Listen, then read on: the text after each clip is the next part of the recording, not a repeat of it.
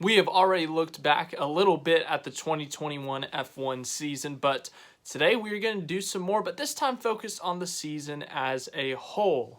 Over the past few days, I've taken some time to narrow down 22 races worth of what happened down to 5 moments, the top 5 moments, in my opinion, of the F1 2021 season. We're going to look at those moments. I'm going to show you some pictures of them. Can't use video or, I'll get taken down from the internet. But anyways, yeah, we're going to look at those. Obviously, I'm sure you people watching this video are going to have different opinions. So let me know in the comments what your opinion is. But this is my opinion. In my opinion, the top 5 moments of 2021, basically the way I thought of it was, what are the most memorable moments? What in 10, 15 years are we going to remember from this 2021 season? What highlights are they going to be showing? Like, oh, do you remember this? Because this was epic. Or, oh, that was so memorable.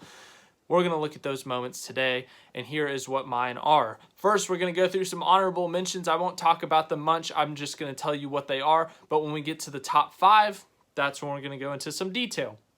So, for the honorable mentions, I could have put like 20 honorable mentions. There was so much that happened.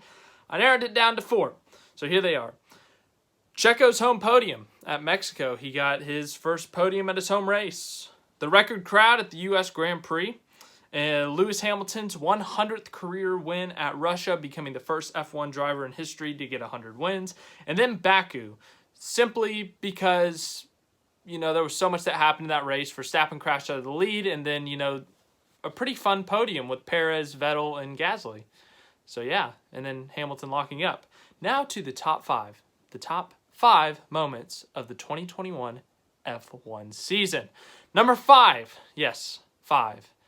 Max Verstappen's home victory. We talked about this a bit in the season recap for Max Verstappen himself, and we talked about this Dutch Grand Prix. We talked about how it was a really big deal. It wasn't just any normal home race. It wasn't like Lewis Hamilton when he won his home race. Sure, that's a big deal for Lewis Hamilton. That's a big deal for him. He's won that race 7 or 8 times, and it's always a big deal to win your home race. But for Max Verstappen, it was his first home race that he would be racing in. It was the first time a Dutch Grand Prix had been held in over 30 years. It had been the first time, really, that the Dutch fans have actually gotten to be at a home race and have a driver contending for a win, because, the last time it happened, I think, was in 1984. I don't know if there were any Dutch drivers, but they didn't win. So, yeah, it was a big deal for Verstappen and for the Dutch fans. Obviously, the Orange Army, the Dutch fans that follow Verstappen, they travel very well. Austria, anywhere in Europe, even in the U.S. I was at the U.S. race, and there was tons of orange smoke, tons of orange shirts, orange hats. Wherever you went, there was orange everywhere. It seemed like everywhere you went in the world for these races, there were Dutch fans everywhere supporting Verstappen. But finally, they got an opportunity to see their favorite driver at home in the Netherlands.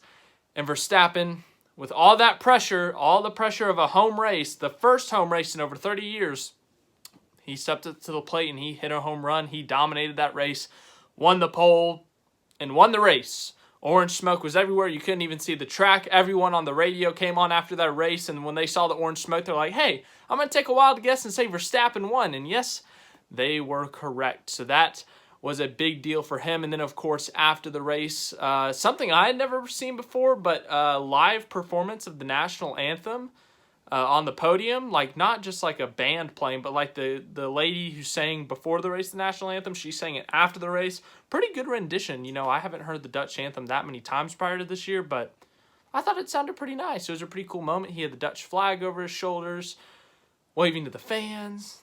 The King of the Netherlands was there. So that was cool. Pretty cool moment for Verstappen.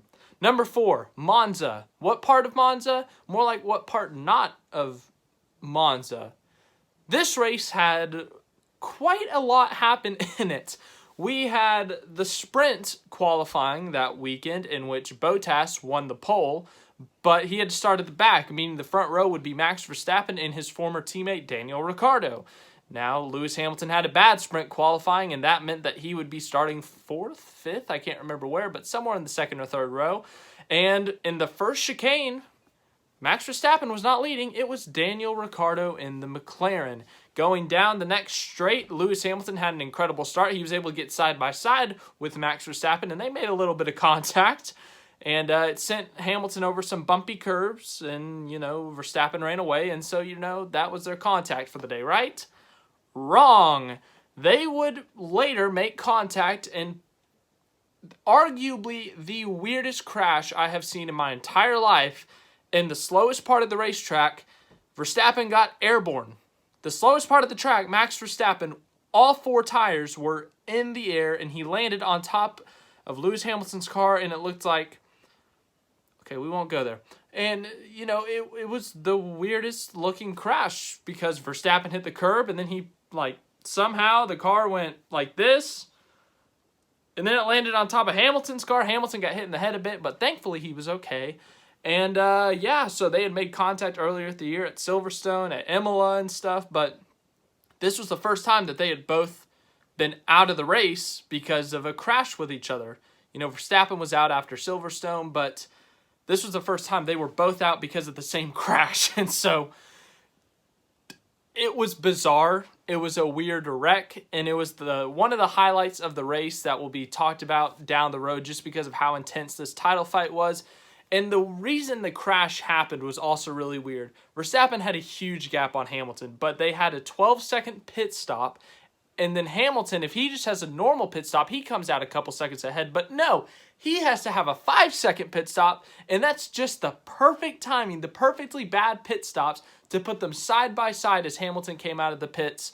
And, going into that first chicane, as soon as Hamilton came out of the pits, well, it happened. They crashed in the weirdest possible way at, the slowest part of the track. They just had to crash, and it ended up being one of the weirdest crashes of all time. And it's going to be shown in a highlight reel 30 years from now, and people are still going to wonder, how did that crash happen? Anyways, as for fault, who to blame? You guys can discuss that. I've discussed it multiple times in the past. But yes, that is number 4 on my list. And how could I forget to mention also that we're still going on this number 4. And so after that, Daniel Ricciardo, who had struggled all year with McLaren, ends up winning the race. Not only that, Lando Norris comes home second, and it's a 1-2 for McLaren. And surprisingly enough, that was the only 1-2 finish by a team the whole season. Red Bull never did it. Mercedes never did it. Only McLaren had a 1-2 this season. And it was Ricciardo winning, which was a shocker because he had been so bad the first, half of the season up to that point. I don't know if it was half, but up to that point, he had not had great performances. So, it was a big shock, but he was happy. McLaren was happy. And also, you think about them, that was their first win since 2012. This is a historic team. This is a team who's won with all-time greats. They've won championships with, Senna, Hamilton, Prost, Lauda. They've won with a lot of big names. And all of a sudden, they're not winning.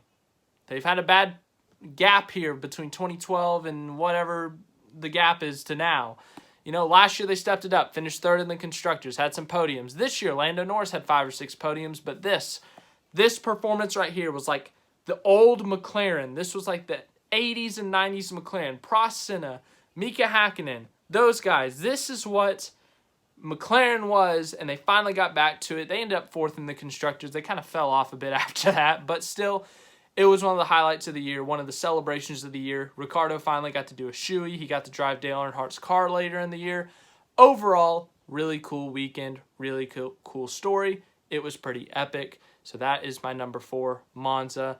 Ricciardo winning, 1-2 for McLaren. Lewis Hamilton and Max Verstappen crashing in possibly the weirdest way ever. Number 3, the epic comeback by Lewis Hamilton at Brazil. This race weekend was quite the weekend. We had another sprint qualifying. Realize how 3 of these moments in my top 5 are all sprint qualifying. You'll see the other one later. You won't be shocked by it. Number 3 is Lewis Hamilton's comeback at Brazil, but of course Hamilton had actually qualified on the pole for the sprint race. But they come back. He had a new engine. They had replaced the engine, so they were going to take a 5-place grid penalty anyways. But then all of a sudden, after the qualifying for the sprint qualifying, it comes out that Lewis Hamilton's rear wing, his DRS, something like that, it was illegal. It was 2 or 3 millimeters over the required limit, so they broke the rules. And Lewis Hamilton was disqualified from the sprint qualifying, and he was going to go to the back of the field, and he had to start dead last, 20th out of 20 cars in the sprint race in what, 25 laps? So all of a sudden, Lewis Hamilton is starting dead last. He's already 19, 20 points behind in the Drivers' Championship behind Max Verstappen. Everyone's saying that this track is a Red Bull track, so at this point, it's looking very bad for Lewis Hamilton in terms of the Drivers' Championship. It's going to take a home run, grand slam, out of the park, out of the world home run for them to keep this championship battle alive. And Lewis Hamilton put on one of the greatest performances I have ever seen. In 25 laps, I can't remember the exact number, I think it was 25, Lewis Hamilton went from 20th, dead last, to 5th. 15 positions gained in a Formula One race in 25 laps, a sprint race. You know, if you told me that in NASCAR, that's not really shocking. That's like normal in NASCAR. But in Formula One, that is I don't know if it's unheard of, but it is rare for that to happen. And Lewis Hamilton did that, and of course he gets 5th, so he takes the 5-place grid penalty, and he's starting 10th at the race. Well, guess what he does in the race? He's up to the podium positions by like lap 5 or lap 10 or something. He was absurd. Great starts, great passing, great overtakes. Later in the race, he tries to pass Verstappen. Verstappen runs him off the track, but he eventually gets past Verstappen and wins at Brazil. I know I've only been watching Formula One for like a year and a half, but there's no way that is not one of his most impressive wins in his career for Lewis Hamilton, or at least one of his most impressive weekends. Like, I'm sure he's had a lot of impressive wins in his career. I mean, heck, he has over 100, so there's got to be some up there. But to go from dead last up to 5th in 25 laps and then have to drop to 10th for the race and then come back and win the race, so you gain, hold on, let me do some math here, 25 positions in one weekend. That has to be unheard of. That's got to be like some record for someone. So that was an all-time great performance by Hamilton. That's something, when we go back to the Brazilian Grand Prix in 15 years, they're going to talk about it. Sure, they fell short of the championship at the end, but that kept them in the championship fight, and that started a hot streak for Mercedes. They won Qatar. They won, what was the race out of that? Saudi. And they were pretty fast at Abu Dhabi until controversy. But yes, that was something, that was one of the most impressive moments of the year, in my opinion. And I would say arguably the most impressive win of the season. You know, Verstappen's home win was cool. It was great. It was dominant. But for Hamilton to come back twice in one weekend was extremely impressive. Number 2. We're about to get controversial, people. We got a little bit controversial with Monza, but the next 2, these are extremely controversial. Number 2, Silverstone. Not the whole weekend, but one moment. Max Verstappen starting on pole. Lewis Hamilton second. Remember, Hamilton had qualified on pole for the sprint, but had a bad start, and Verstappen won the sprint race, meaning he would start on pole on Sunday for the race. Highly anticipated race. A lot of hype behind this race. Mercedes was finally showing the speed, but Hamilton was over 30 points behind Verstappen coming into this race, so they needed a win. They needed something to go their way. First lap, Hamilton gets a good start, side by side with Verstappen at times. They're alternating the lead. They're fighting as hard as they can, pushing their cars to the absolute limit, doing a great job of keeping it clean. Then they go down the, they called it the old pit straight. That used to be the pit straight back in the day, in the 90s or something, the 80s, into Copse, and it happens. The worst, not the worst, but the biggest contact to that point between Max Verstappen and Lewis Hamilton that sent Verstappen straight into the wall at what? I think they said 51 Gs, hard into the wall. Hamilton would go on to continue and win the race, but this right here was like the oh my gosh moment. Like, these two are not crazy, but they like, it was like, oh my gosh, you know? I remember this race. I was so excited for this race. I was like, man, I want the coolest race ever. It was like 8:05 a.m. where I am in the U.S., and I screamed like, oh my gosh, you know, one of those things. And that was like the first time I decided to do a race recap for F1, and I was like, I don't know what I'm going to say for this. Like, this is insane. But yeah, so that was it was controversial. Some people said Verstappen turned down to Hamilton. Others said that Hamilton went too far into the corner. He didn't hit the apex, and, he hit Verstappen. It wasn't intentional, but that moment was one of the defining moments of 2021 because we knew Verstappen was going to push the limits. He was going to push as hard as he could. He was going to send it. He had showed that already at Imola, Spain.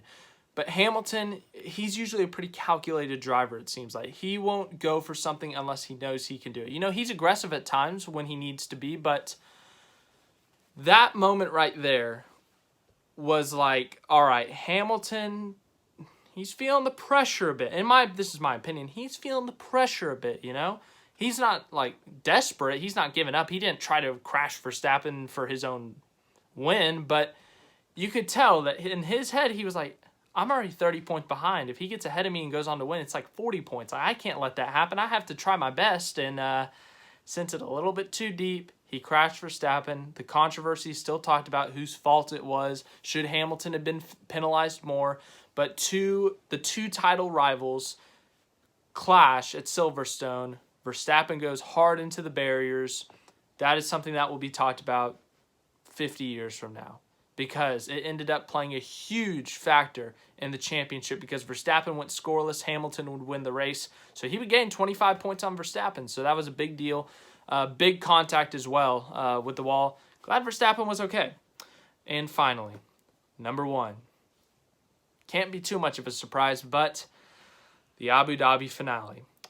One of the most anticipated races. I don't know if this is true. Correct me if I'm wrong, but it has to be one of the most anticipated races in Formula One history. The two title rivals who have been fighting as hard as possible. They've had so much controversy. Raced each other extremely hard, have alternated blows. They go into the final race of the season tied on points. Dead even, 0. It's 0-0. Whoever finishes higher wins the championship. You can't write this stuff in a movie. This is like this is better than Hollywood, right? Well, going into this race weekend, Hamilton, Mercedes, they were on a hot streak. Red Bull was like, we need something. Verstappen puts it on the pole position to say, hey, Mercedes, we're not going to go down without a fight. And then, right off the bat, Hamilton takes the lead. Hamilton goes. He leads basically the whole race. Checo tries to hold him up. An incredible defense by Checo. Gets Verstappen closer to Hamilton, but it ends up being all for naught, right? Not right. Nicholas Latifi, the Canadian, he saves the day for Verstappen and Red Bull. He makes this thing interesting. He spices it up. Causes a safety car with 5 to go. Then there's some controversy. Will the lap cars between Verstappen and Hamilton be allowed to go through? Will it put Verstappen right behind Hamilton? Verstappen had pitted for tires. Hamilton had opted to stay out. So will Verstappen now be on new tires right behind Hamilton, or will he have to get through the lap cars? What's going to happen here? I don't know. Well, at first they said, lap cars, stay where you are. You're not allowed to move. We're going to finish this race, but, lap cars are going to stay. And then all of a sudden, 5 minutes later, they're like, actually, let's spice it up a bit. Lap cars go on through. We're going to have a one-lap shootout for the championship. Verstappen's right on Hamilton's tail with the fresh tires. And once again, I said this the other day, this last lap at Abu Dhabi was what the first lap at Silverstone should have been in terms of the whole lap. No contact, no crashing, just two guys fighting hard for the lead, hard racing, as close as possible, and that's exactly what we saw. Sure, there was a lot of controversy, but this was one of the most exciting laps I've ever seen in my life. This was one of the most exciting finishes, not only to a race, but a championship. Verstappen made his move at turn 5. He dove to the inside of Lewis Hamilton, took the lead, had to weave all the way down the back straight with Hamilton, trying to do something to get back to him. Hamilton was able to get side by side with him down the second straightaway, but Verstappen was able to pull away after turn 9 and win the race and the championship. But yes, this will be talked about for multiple reasons. One, the high anticipation of the race. Tied to going into the finale, that's so intense. That's so epic. The way the race went, sure, Hamilton dominated, but the way it ended, it was controversial. This controversy will be talked about years from now. We still talk about the controversies from the 80s and 90s with Prost and Senna. 89 at Suzuka, 90 at Suzuka. We still talk about the controversy between Schumacher and Hill in 94. The controversy between Schumacher and Villeneuve in 97. Controversy is still talked about when it comes to championship contenders, championship deciding races. and this is going to be another one of them.